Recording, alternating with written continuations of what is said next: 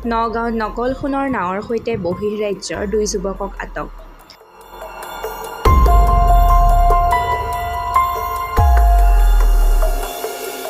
নগাঁৱত চলিছে নকল সোণৰ ব্যৱসায়। নকল সোণৰ নাৱৰ সৈতে আটক কৰা হৈছে বহিঃৰাজ্যৰ 2 যুৱকক।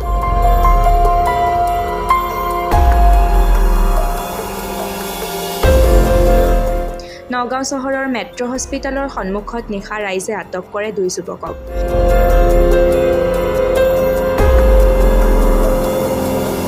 যুৱক দুজন উত্তৰাখণ্ডৰ উধম সিং নগৰৰ জিতেন্দ্ৰ ৰাথোৰ আৰু ধৰ্মেন্দ্ৰ কুমাৰ।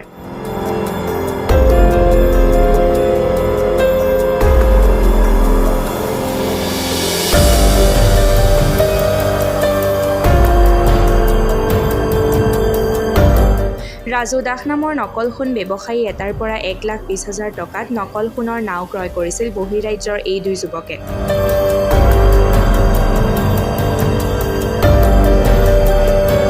শৈবৰগাঁও আৰক্ষী চকীৰ আৰক্ষীক খবৰ দি দুয়োকে গতাই দিয়ে স্থানীয় ৰাইজে।